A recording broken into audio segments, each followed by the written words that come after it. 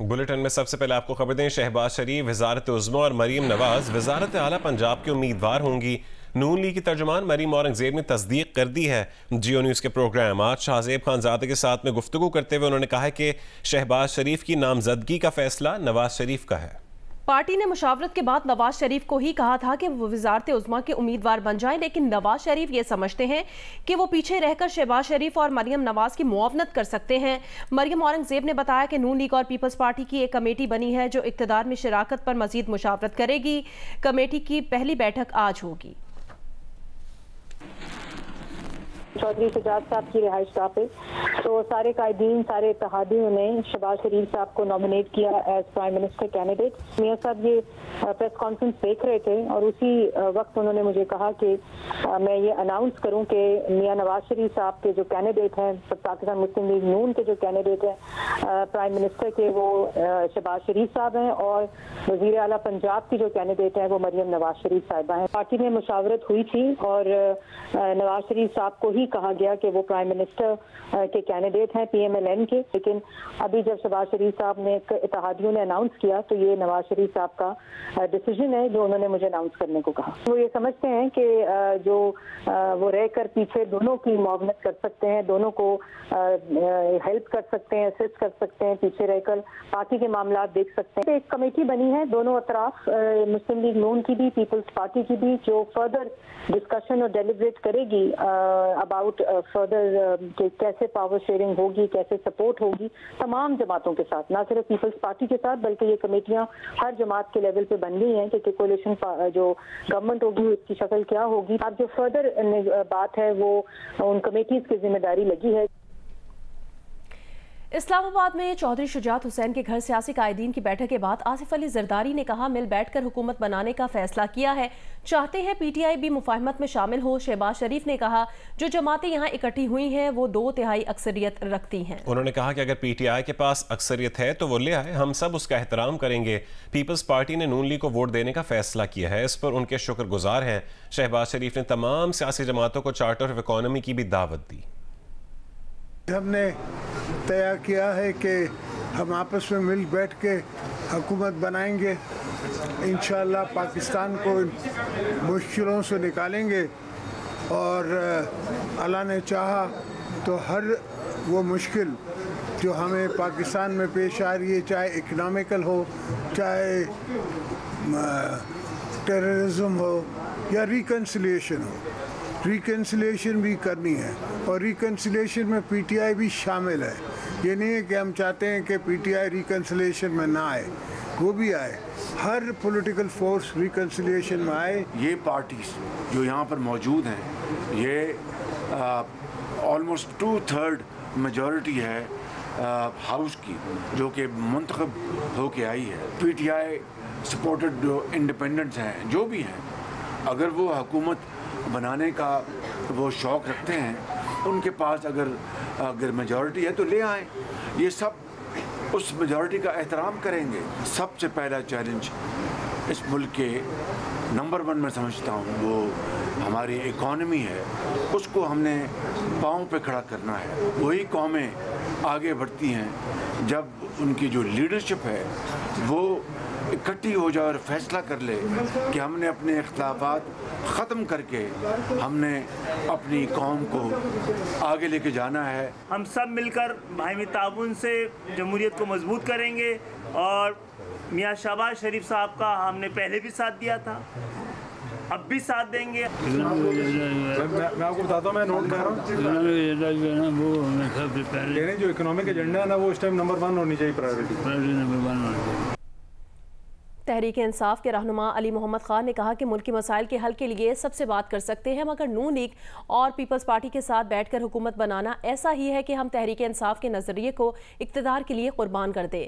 उन्होंने कहा, हम पहले भी कहते थे कि नून लीग और पीपल्स पार्टी सिर्फ इलेक्शन के लिए अलग हुए हैं, ये PDM2 हैं। उनके साथ बैठ के हुकूमत बनाना तो ऐसे ही है जैसे आप तहरीक इंसाफ के नजरिए को जो है इक़्तिदार की बल्ली चढ़ा दें। हम पहले भी कह रहे थे कि एक सिक्के के 2 रुख हैं और ये सिर्फ इलेक्शन के लिए अलहदा हुए हैं और ये दोबारा इकट्ठे हो रहे हैं और ये उन्होंने कर दिया। वही PDM2 है। इन जमातों के साथ हुकूमत में बैठना हमारे लिए सियासी तौर पर वो पॉसिबल नहीं है। खैबर पख्तूनख्वा असेंबली में 9 मुंतखब अरकान की हलफ बर्दारी के लिए तमाम तैयारियां मुकम्मल कर ली गई हैं। तफसील बताएंगी पेशावर से जियो न्यूज़ की नुमाइंदा फरवा आगा। जी, इंतख़ाबात का मरहला मुकम्मल हो गया है। अब अरकान असम्बली ने हल्फ उठाना है, जिसके लिए असम्बली में तमाम तर तैयारियां मुकम्मल कर ली गई हैं। सफाई सुथराई का जो अमल है वो भी मुकम्मल हो गया है। बस इंतज़ार है तो आने वाले नए मेहमानों का। अगर हम नशिस्तों की बात करें तो मेरे बिल्कुल पीछे स्पीकर की नशिस्त है, और यहाँ राइट साइड पर अगर आएँ तो ये जो राइट साइड है ये हुकूमती अरकान की नशिस्तें हैं, जिसमें पहली नशिस्त जो है तो वो वज़ीर आला की है, और राइट साइड पर ही येस लॉबी है और ऑफिसर्स गैलरी है और लेडीज़ गैलरी है। अगर हम लेफ़्ट साइड पर आएँ तो लेफ़्ट साइड पे यहाँ पे जो है तो वो अपोजिशन अरकान की नशिस्तें हैं, जिसमें पहली जो नशिस्त है वो अपोजिशन लीडर की है, और इससे पीछे नो लॉबी है। और गैलरीज़ की अगर हम बात करें तो यहाँ पे जो है तो स्पीकर्स गैलरी है और प्रेस गैलरी है। अब असम्बली का इजलास बुलाया जाएगा, जिसमें अरकान असम्बली हल्फ उठाएंगे और डिप्टी स्पीकर और कायदे ऐवान का इंतखाब किया जाएगा। को खबर दें, चौधरी शुजात हुसैन की क़यामगाह पर सियासी कायदीन की मुलाकात की अंदरूनी कहानी सामने आ गई है।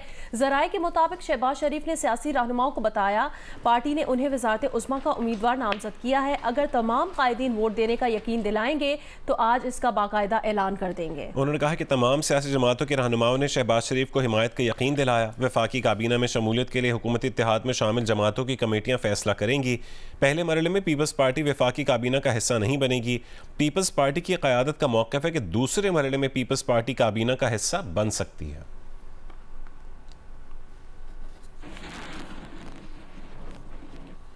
मुस्लिम लीग नून के रहनुमा राना सनाउल्लाह ने कहा है कि शहबाज शरीफ को इत्तेहादियों से काम करने का तजर्बा है। इत्तेहादियों के साथ शहबाज शरीफ बेहतर अंदाज में काम कर सकते हैं। आसिफ अली जरदारी मामला फ़हम है, उन्हें चीज़ों का इदराक है, वो इस मामले में ताउन करेंगे। पीपल्स पार्टी ने सदर मुमलिकत के ओहदे का मुतालबा नहीं किया, ना ही हमने कमिटमेंट की है। उम्मीद है फजलुर रहमान हुकूमत का हिस्सा बन जाएंगे। एहसन इकबाल ने कहा पीपल्स पार्टी काबीना में शामिल होगी। ऐसा नहीं हो सकता कि एक पार्टनर बोझ उठाए। पंजाब में मरियम नवाज की रहनुमाई के लिए तजर्बाकार टीम मौजूद है। कोलिशन मास्टर जो है ना, वो तो हमारी जमात में मियाँ शहबाज शरीफ साहब से बढ़ के कोई नहीं है। उन्हें एक्सपीरियंस भी है और उन्होंने बहुत कामयाबी के साथ 13 जमातों की कोलिशन जो है को तकरीबन 16 माह की गवर्नमेंट उन्होंने चलाई है। मेरा ये ख्याल है कि जरदारी साहब, क्योंकि हमने 16 माह उनके साथ काम किया, बड़े वाइज आदमी हैं, मामला फ़हम है और उन्हें सियासी तौर पे जो है वो मामला फ़हमी का बड़ा इदराक है। मैं समझता हूँ कि वो इस मामले में वो तावन इस वक्त की ज़रूरत है वो करेंगे। वो इस पर इत्तेफाक हो चुका है कि सदर पाकिस्तान आसिफ अली जरदारी होंगे। भी इस बारे में कोई बात नहीं हुई, ना पीपल्स पार्टी ने डिमांड की है, ना हमने कोई कमिटमेंट की है। हम क्या हुकूमत में इतने डेस्परेट हैं कि हम सारा इल्ज़ाम अपने ज़िम्मे ले लें और बाकी जो हमारे इत्तेहादी हैं वो सिर्फ वाज और तलकीन करने के लिए साइड पे बैठे ना। इस तरह का सेटअप एक गैर हकीकत पसंदाना होगा। और मुझे यकीन है कि इंशाअल्लाह ताला पीपल्स पार्टी एक मैच्योर जमात है और हम जो बातचीत कर रहे हैं उसमें एक वर्केबल सोल्यूशन निकल आएगा। कम अज कम मुस्लिम लीग नून तो किसी ऐसे सेटअप का हिस्सा नहीं बनेगी कि जहां पर सारी बुराइयां उसके गले आए और बाकी अच्छाइयां किसी और के गले आए। हम भी इतना सियासी ज़हन रखते हैं। पीपल्स पार्टी के रहनुमा फैसल करीम कुंडी ने कहा है कि 6 रुकनी कमेटी बनाई है जो हुकूमत और दीगर जमातों से बातचीत करेगी।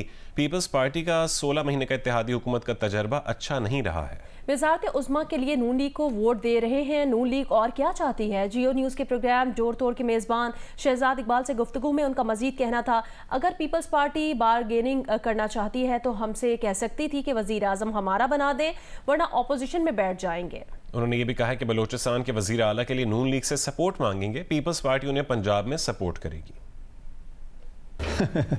नून लीग को फार्मूला क्यों कबूल नहीं होगा? उनको हम प्राइम मिनिस्टर बना रहे हैं, जो उनकी ख्वाहिश थी शहबाज शरीफ साहब को वज़ीर आज़म बनने के, वज़ीर आज़म बन रहे हैं। और क्या चाहते हैं? पीटीआई किसी के साथ डायलॉग नहीं करना चाहती, तो हमारे पास ऑप्शन ही नहीं थी। तो हमने इसीलिए पाकिस्तान को, इस मुल्क को दोबारा री इलेक्शन में जाने से, इकनॉमिकल क्राइसिस हैं, दहशतगर्दी के जो हालात हैं, इंस्टेबिलिटी है, इन सब चीज़ों को देखते हुए हमने फैसला किया कि हमने PMLN के कैंडिडेट को प्राइम मिनिस्टर का वोट देना है। इसको बार्गेनिंग टूल के तौर पे नहीं इस्तेमाल कर रहे आप? नहीं, हम क्यों बार्गेनिंग टूल इस्तेमाल करेंगे? अगर हम बार्गेनिंग टूल इस्तेमाल करें तो हम कहते हैं हम अपोजिशन में बैठ रहे हैं, मैं प्राइम मिनिस्टर बना दूँ। सिंध में और बलूचिस्तान में इंशाल्लाह ताला हम हुकूमत बनाने जा रहे हैं। बलूचिस्तान में हमने उनसे मदद मांगी है, जिस तरह हम उनको पंजाब में सपोर्ट कर रहे हैं या मरकज़ में, इस तरह हमने बलूचिस्तान का चीफ मिनिस्टरशिप हमारा टारगेट है, हम बलूचिस्तान में अपना चीफ मिनिस्टर बनाएंगे। Chairman PTI barrister Gohar Ali Khan का कहना है उनके लोगों को खरीदने के लिए 25-25 करोड़ रुपए की पेशकश की जा रही है। अडियाला जेल के बाहर मीडिया टॉक में गौहर अली खान ने कहा कि अभी वजीर आजम के लिए कोई नाम फाइनल नहीं किया, जल्द वजीर आजम, स्पीकर और डिप्टी स्पीकर के नामों का ऐलान करेंगे। अवाम के वोट का एहतराम किया जाएगा। बानी पीटीआई की जानिब से खैबर पख्तूनख्वा के नामजद वज़ीर आला अली अमीन गंडापुर माजी में सियासी मुखालिफिन के बारे में नाजेब अल्फाज इस्तेमाल करते आए हैं। उन्होंने अपने साथियों के साथ भी बदज़बानी की, जबकि महंगाई पर अवाम के सामने अनोखी मंतक़े पेश करते रहे। शराकत इक़्तिदार के लिए हाथ मिलाने वाली तहरीक इंसाफ और जमात इस्लामी एक दूसरे को आड़े हाथों लेती रही हैं। अमीर जमात इस्लामी सिराजुल हक तो इस इलेक्शन मुहिम में भी ये कहते आए हैं कि तहरीक इंसाफ, नून लीग और पीपल्स पार्टी की ही दूसरी शक्ल है, लेकिन बात सिर्फ मौजूदा इलेक्शन मुहिम की नहीं है।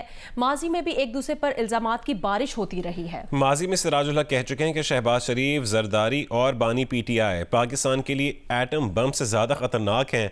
उस पर बानी पीटीआई ने जवाबी कार्रवाई करते हुए कहा था कि अमीर जमात इस्लामी सिराजुल हक विकेट के दोनों तरफ खेलना बंद कर दें।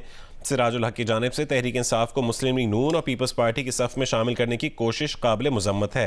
यही नहीं, सोशल मीडिया के मुताबिक माजी में जमात इस्लामी के रहनुमा लियाकत बलोच बानी पीटीआई के लिए ये भी कह चुके हैं कि थूक लगाकर गेंद चमकाने वाला थूक लगाकर मुल्क चलाना चाह रहा है। सोशल मीडिया पर ही अमीर जमात इस्लामी का ये बयान भी ज़ेरे गर्दिश है कि बानी पीटीआई कहते हैं कि पापा गुस्से में हैं, उनके पापा आर्मी चीफ हैं।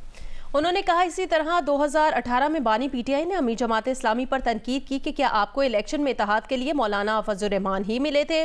इसका जवाब देते हुए सिराजुल हक ने कहा था कि मौलाना फजल रहमान का नाम पैनामा लीक्स में नहीं है, उन्होंने कर्जा लेकर मुआफ नहीं करवाया और ना ही नैबज़दा हैं। इसी मौके पर सिराजुल हक ने बानी पीटीआई से सवाल किया कि आपने तमाम सियासी लोटों को जमा कर लिया है, तो इन सियासी लोटों से आप कौन सा इनकलाब ले आएंगे? आपने कौम को इसका जवाब देना है। सदाकार, अदाकार, उस्ताद, मेज़बान और हर दिल अजीज़ शख्सियत ज़िया मोइनुद्दीन की पहली बरसी के मौके पर नापा कराची में उन्हें खिराज अकीदत पेश किया गया। शुरका ने कहा कि ज़िया मोइनुद्दीन के शागिर्द असासा हैं। यादगारी तकरीब में नापा के तलबा ने अदाकारी और सदाकारी के जौहर भी दिखाए। नापा कराची में ज़िया मोइनुद्दीन के दोस्तों और मद्दाहों ने मरहूम के लिए यादगारी तकरीब का एहतमाम किया। अहलिया अज़रा मोइनुद्दीन, अदाकार मुनव्वर सईद, अखलाक अहमद, शायर अशफाक हुसैन, दानिश्वर जावेद जब्बार, CEO नापा जुनैद जुबैरी ने ज़िया मोइनुद्दीन के साथ बीते लम्हात याद किए। कहा ज़िया मोइनुद्दीन की शख्सियत हमजहद थी, जैसी नज़्में मायानाज़ अदाकार ने पढ़ी इस तरह तो लिखने वाले शौरा भी ना पढ़ सके।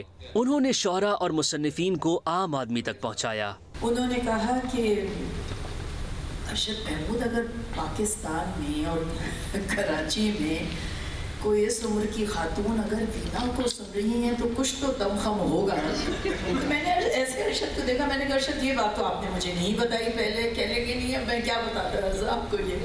बहरहाल तो वो उन्होंने पता नहीं दमखम था कि नहीं था वो तो मालूम नहीं, लेकिन साथ जो रहा उसमें ज़ाहिर बेपनाह बातें भी हैं और गुस्से भी हैं और मज़ेदार बातें भी हैं। हमने नापा में एक नशिस्त का एहतमाम किया जिसमें चंद अहबाब को बुला के उनसे ज़िया साहब की ज़िंदगी के हवाले से कुछ यादें हमने शेयर करी और उसके बाद जो उनके शागिर्द यहाँ पे थे उनमें से चंद शागिर्दों ने मुख्तलिफ छोटी छोटी टुकड़े पेश किए, परफॉर्मेंसेस के कुछ सीन्स इनैक्ट किए, कुछ दास्तान गोई के हिस्से सुनाए, कुछ नज़में सुनाई। ज़बान से जो मोहब्बत का उनका रिश्ता था और ख़ुसूसन उर्दू से, कि कैसे सही उर्दू लिखी जाए, कैसे सही उर्दू पढ़ी जाए, ये उनका वो था। दूसरी चीज़ मुझे महसूस हुई कि जब वो नापा ये बना ना तो उसमें उन्होंने इसको मुलाजमत नहीं समझा बल्कि ज़िंदगी का एक मिशन समझा है। मुकर्रीन ने कहा कि ज़िया मोइनुद्दीन लफ्ज़ों की हुर्मत, ज़िंदगी में नज़्म, वक़ार और शानदार किरदार की अलामत थे। उनके शागिर्दों की जिम्मेदारी है कि वो मायानाज़ उस्ताद के विजन को आगे बढ़ाएं। फिर आए हो आज अपने बोझल दिमागों का कशकोल थम, मैं क्या देखता हूँ, सवालों के पिंजरे में रूहें हैं तस्वीर, जिन तलबा ने ज़िया मोहिउद्दीन की शागिर्दी में फ़नी सफ़र तय किया, उन्होंने सदाकारी और अदाकारी से शुरका को महसूस किया। कैमरामैन फहद बिन समी और साथी रिपोर्टर महर वाहिद के साथ वलीद अहमद, जियो न्यूज़, कराची। तेरे फैज़ से हूँ मैं जादू कलाम, सूसाज मशहूर हो मेरा नाम, वो फिक्रे में दूं ज़ाहिदे खुश